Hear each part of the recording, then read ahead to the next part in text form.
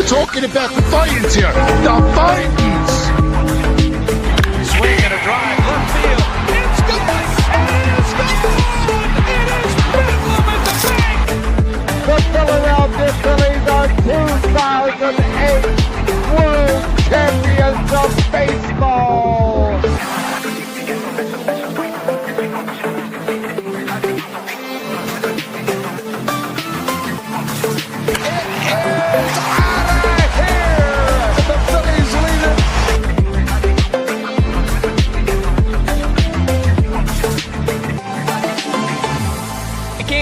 Podcast right here. You already know. Go fucking subscribe.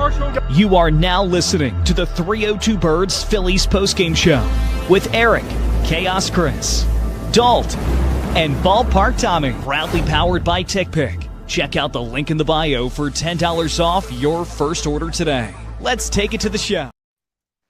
Hi, everybody.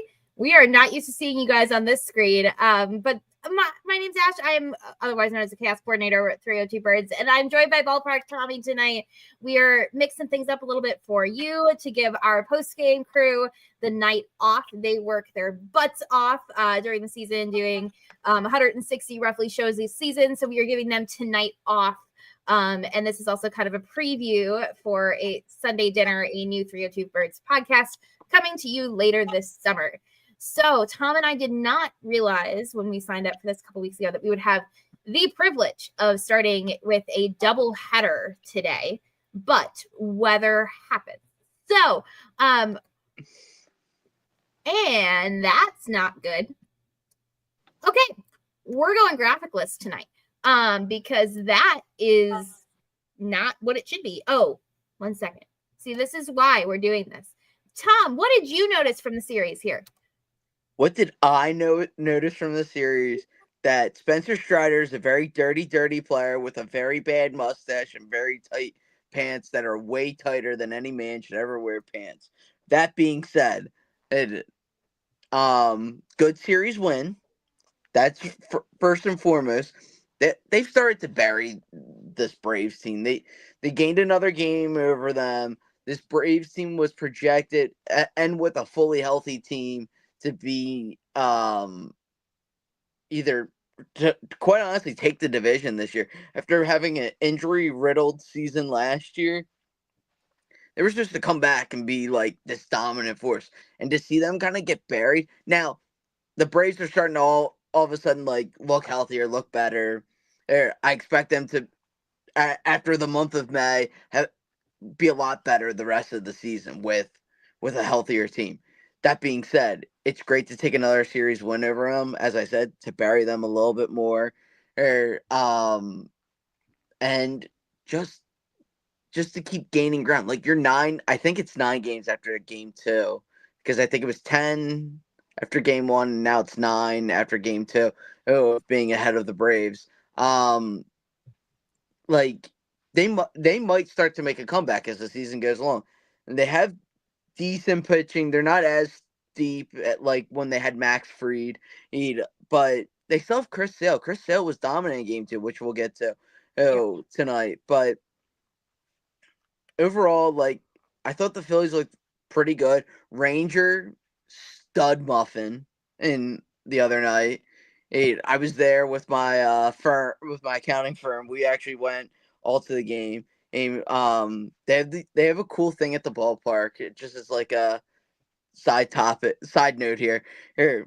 At Pass and Stowe, when they do like group things, like they'll put out like burgers, Chickies and Pete's, like different like ice cream, but it's like ice cream bars that like Blue Bunny ice cream bars and stuff like that. Like it's great time for a crowd. So this isn't an ad. We're not sponsored by them, but No. if you have corporate events, it's a great time at the Phillies. So that was awesome. It was even better sitting right behind my coworker who's a diehard Mets fan, be like, damn it. It's gonna be harder to get back in the first place. Yeah. No, they did what they needed to do, and then we also needed the White Sox to do things. And they did things. when, we least expected it, but wanted it most. So that was super, super helpful going into, and, during this series. Obviously the game last night was pretty dominant. I had no concerns about that game. Double headers are really, really hard. They're hard physically. They're hard mentally. This is a well-known fact about baseball. And my knees hurt just thinking of it. I know. And that first game, they came out and played as we know that they could. Second game, little bit of a collapse, which we'll talk about here in a minute. But there was a question from Chris that I'll put up on the screen here for you. What are your thoughts on the exchange of Brandon Marsh do one so that he can get out of Philadelphia forever?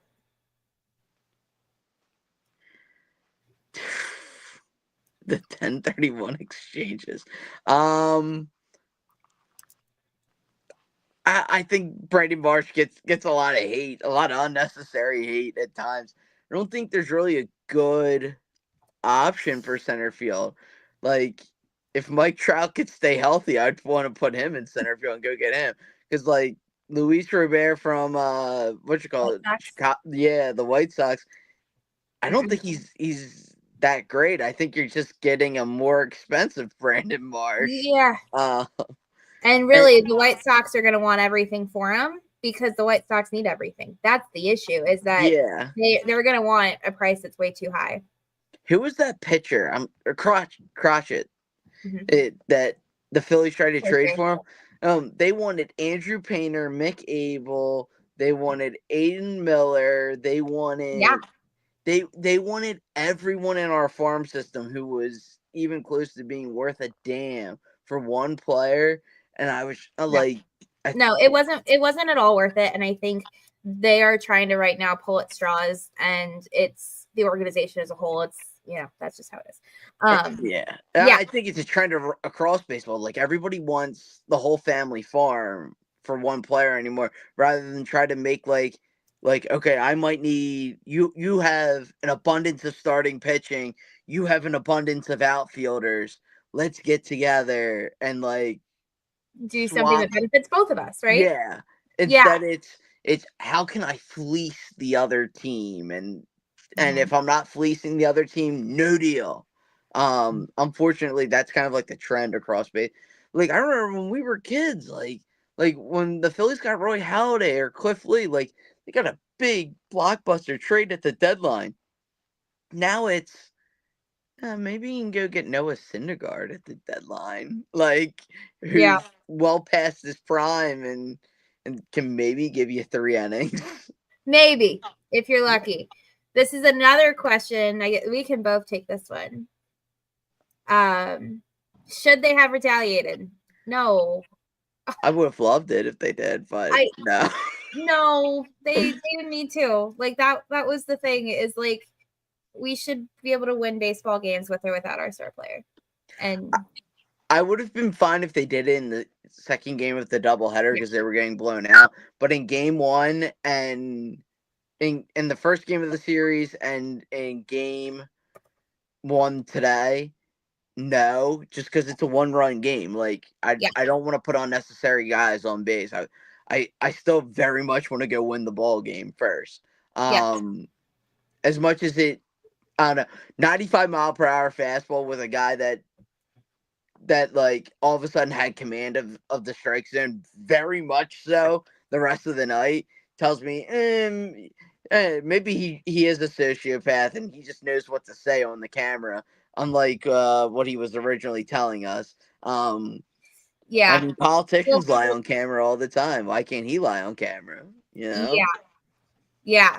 Well, I think we should start talking about pitching. We're not going to have our lower third because then you wouldn't be able to see us. But Wheeler. Not really sure what happened tonight. He had a bloop. He had a blooper, that's for sure. That's phrasing it. I don't know what in the world happened there, but he didn't. I don't know if he woke up on the wrong side of the bed, did not start off on the right foot, whatever, but he was off from the very beginning of that game. He did not look like Zach Wheeler. It's just he looked like a middle of the rotation guy tonight rather than his normal dominant self. He just never looked that comfortable out there. Yeah. So And it's a Friday night game. It should be, Friday Night Lights. Beautiful weather in comparison. It's at least not cold, super cold anymore. So this is really where he should be hitting his stride. So it was a little unnerving to see him so off of his normal Wheeler self that we're so used to, especially this season. I know I was very surprised when I watched the second half of the game. And just how I was getting alerts on my phone. I felt like the whole first part of that game about how he was letting up things and really just not acting himself, to the point where we had to pull so many guys that we gave somebody their MLB debut tonight. You really, unless that's planned, you really don't want to see that. So, and that was certainly not planned tonight. So that just kind of shows how much we were down in the trenches during that game too. But again, doubleheaders are hard. That's in terms of all of the things, it makes it difficult. Did you see if the field conditions were all good after yesterday? Because I know you guys got pummeled with rain yesterday. Oh, they looked fine. Everything was yes, we very much got. I had to drive into Philly for a work event yesterday, and it was not fun driving from Delco to Philly. It was very hard to see in that rain. Let me put it that way. Hey, it was literally a shower. That's just, it just never stopped. But that being said, field looked great, honestly. It just he just looked off today. Hey, it was a little cold though for like May here. It was like 50. Oh, okay. That is what it is. Yeah, he just didn't. I don't know. Maybe he's still recovering from Sacramento and that bad mound he was complaining about. But yeah, because there was, I don't know, game one I had to listen on the radio because I had a bunch of meetings this afternoon. But like they were saying on WIP that Christopher Sanchez didn't look as sharp. But like Larry Anderson made it sound like he still looked good. He still had all his good stuff. Christopher Sanchez in game one. So I don't know. I think it was just one of those days you just have a bad start, and I think that's what it was for Wheeler. I think he just had a bad start. And it's about now how he moves forward and how we get going right back up. We're continuing this homestand tomorrow against the Brewers, which should be. I'll be there. Oh, fun! Yes. I try to see the Brewers whenever I can. Prior to moving to India, I would see them a couple times a year. Because I don't know, they're a fun team and their stadium is beautiful. Sure. So our last formal topic of the night, who knows what else we'll get into here, is Harper. Obviously yesterday was not ideal. Getting hit by a pitch and coming out of the game. X-rays were negative. I was not overly concerned when I did not see him in for game one. I figured maybe they're resting him. Maybe, we'll just see. When he was out for game two, though, that started to raise my suspicions just a little bit. Tom, do you think that this is just like a one-off, like he'll be back tomorrow kind of a thing? Or do you think that there's something deeper going on? I honestly don't know. Like, it could be something deeper. It could be something. I honestly don't, like, he felt. I was there, so I saw it in person. He fell immediately in a heap of pain. Rob Thompson said he hadn't picked up a bat since then to even swing it. So something tells me he's in a good amount of pain. I don't trust that he'll necessarily be ready for tomorrow. Only time will tell. And if that's the case, I'm gonna need if he's gonna need an IL stint, I'm gonna need Otto Kemp up ASAP to play first base, because some of those balls that were just a little to the left of Boom and going down the line tonight at first base. And I know it was a blowout, but I need you to get used to playing, to be able to field the position at first base. Otherwise, I very much need Otto Kemp up like ASAP Rocky, and because somebody needs to be able to field better than Boom over at first base. It drives me up a wall. He's always been a below average fielder. I give him all the credit in the world. He greatly improved his fielding capabilities at third base. First base, it looks like we're going back to square one with the fielding all of a sudden again. So I'm gonna need him to call up Otto Kemp ASAP. I need the dude slugging in AAA.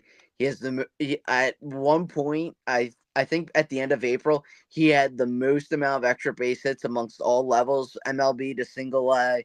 Hey, I just want to see this dude up, and he seems like an exciting guy, and I hope I would hope it's not because of injury, but that's if there is an injury, hey, I need you to call my man's up because this Bohm is not gonna do it for me over at first base. He's figured out third base. I don't think he's figured out anything else. His hair's still voluminous. He might have figured that one out too. But other than that, I need my man Otto Kemp.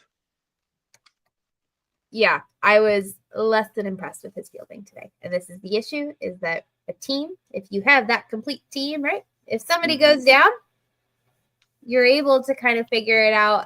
Obviously not for the long term. This is hopefully not something that he'll be out more than a couple of days.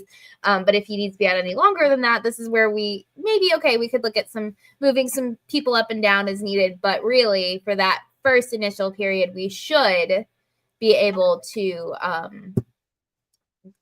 handle everything. Oh, yeah. Shardy. They'll call up Stubbies. And you'll like it. I will not like it. He is fine where he is. He likes being part of the little piggies that could down in Lehigh Valley, and he will stay there. He will stay there. Especially after my man Marshawn hit an absolute rocket into the right field stands earlier today. Hey, yeah. Garrett Stubbs will stay there, and he will like it. Hey, the lashings will continue until morale improves, is the mentality for this season. No fun. No fun. You know what? They need to show us that they are deserving of having fun. They have periods that they do. They do.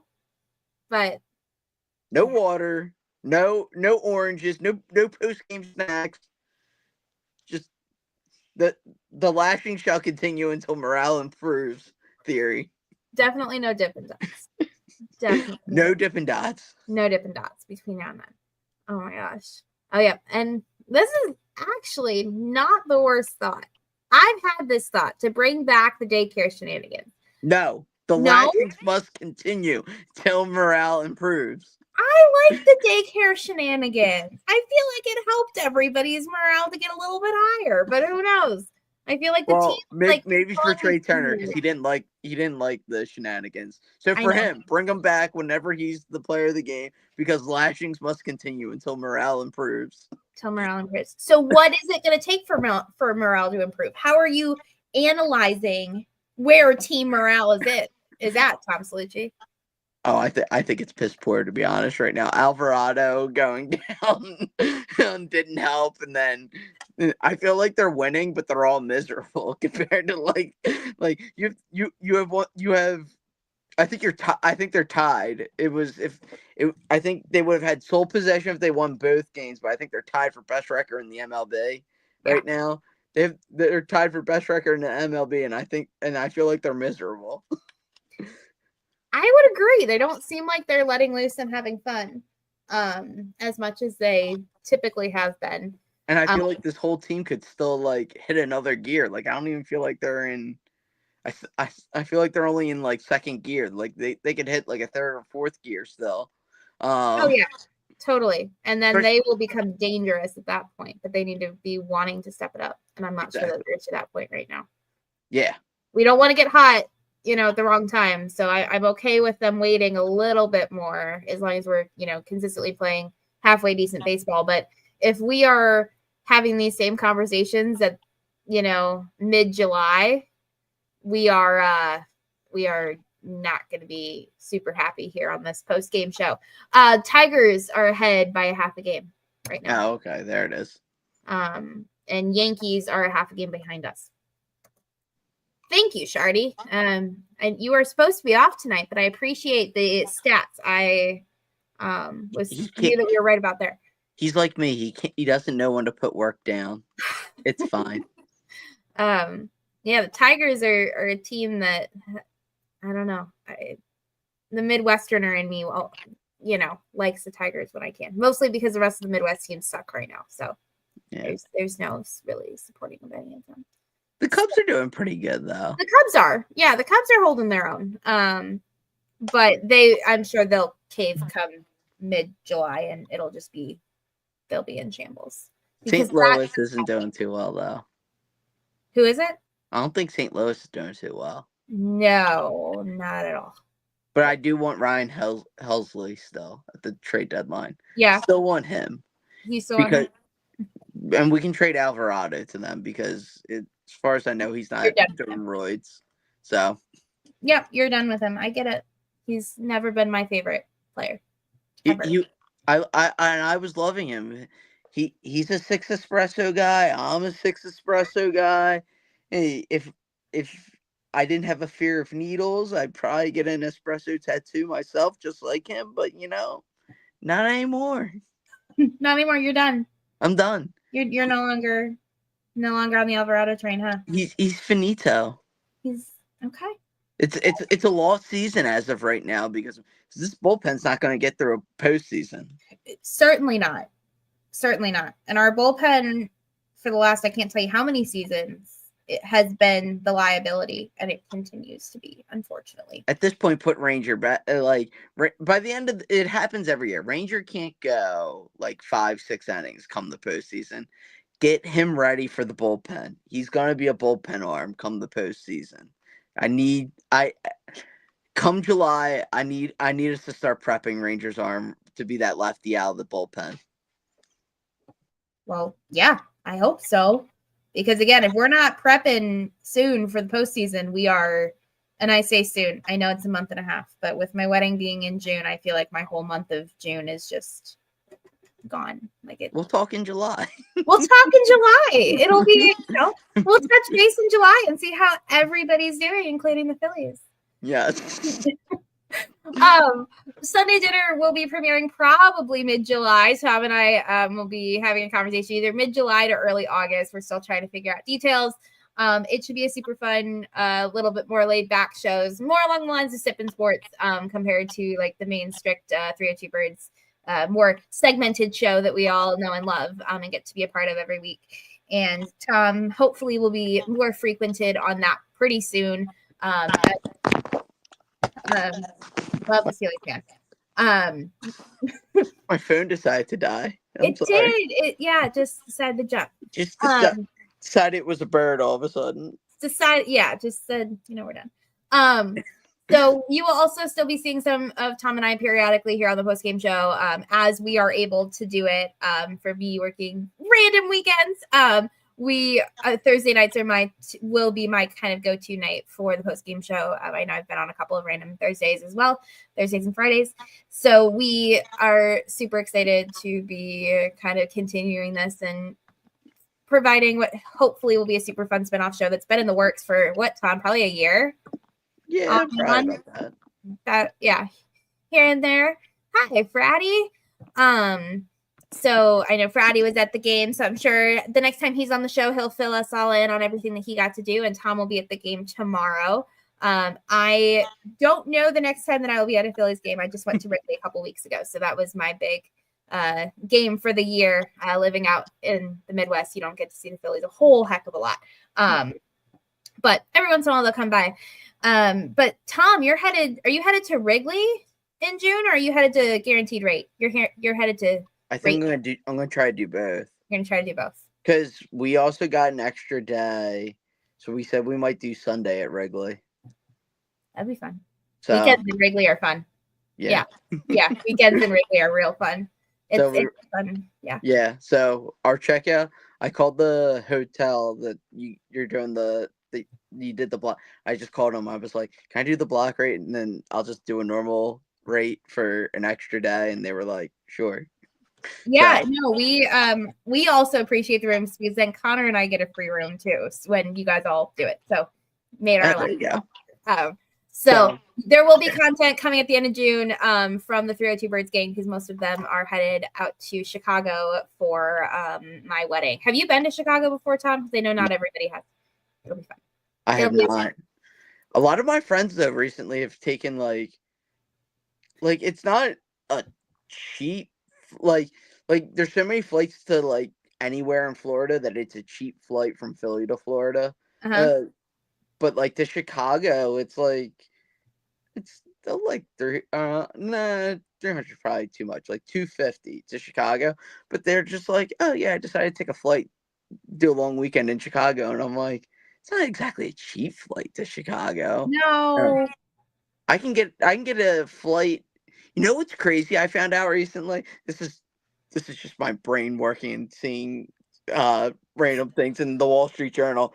Oh, if you can take a flight, like red-eye flight from LaGuardia International in New York to Italy for about the same price as Philly to Chicago, which is like $250, which I think is wild. If you do the red eye option, and now if you do like any other normal time of the day, it's still it's gonna be your biggest expense. But still, these are the weird things I look up throughout. I listen to a lot of there's a lot of weird podcasts of like everyday things, or economics of everyday things is what it's called. It's from the Wall Street Journal. They talk about all sorts of weird stuff every day.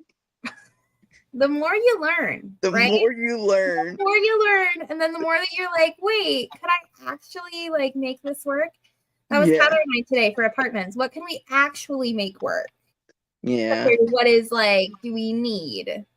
What I learned that my like absolute need is an in-unit washer dryer. That is my I have to have it. Other than that, I couldn't care less. So it's like me with houses.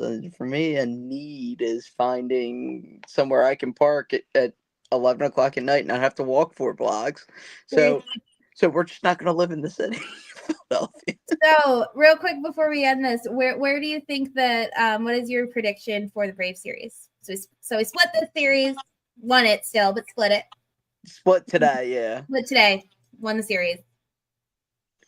So what's my prediction for the Brewers, you mean? Brewers, not Braves. Brewers, yes, the other team. The other B team, the other B word. I don't think they're doing too hot this year. I think Reese is on the trading block. I would love a reunion with him and Bryce go play left field. Max Kepler's been a nice piece to have, but go put Bryce in left field. And put Reese at first base. He can't do worse than Alec Boehm, fielding wise. But I think they're gonna win that series. They don't have the pitching arms like they did a few years ago. Like Woodruff's. Where is he now? I know he's not on the Brewers. He was on the Orioles last year. I forget where he is this year, but they don't have the pitching arms like they used to. So I'm just not that afraid of them, and they don't really have the bat like they got demolished by the Yankees to start the season. Every other time I see them, I feel like they're either pulling out a sneaky win against the Red Sox, who have been abysmal the last 2 weeks, or they're getting crushed by somebody. So I hope we get we're just gonna crush them Brewers rather than they get their sneaky win in. I 100% agree. And I selfishly would love a reunion with Reese. I just don't think that it is feasible. So with that, we are going to hit the outro over here. And I hope all of you have a fantastic rest of your night. Stay tuned. If you have not listened to this week's episode of 302 Birds, it is now live on all platforms. So please go ahead and watch that for us. And we will see all of you at some point soon. And our normal post-game crew, Chris and Shard and Fratty, will be back tomorrow. So I hope you all have a great rest of your night, and go Phils. The Vikings a drive left field. It's going. It is gone. It is Bedlam at the bank. The Philadelphia Phillies are 2008 World Champions of Baseball.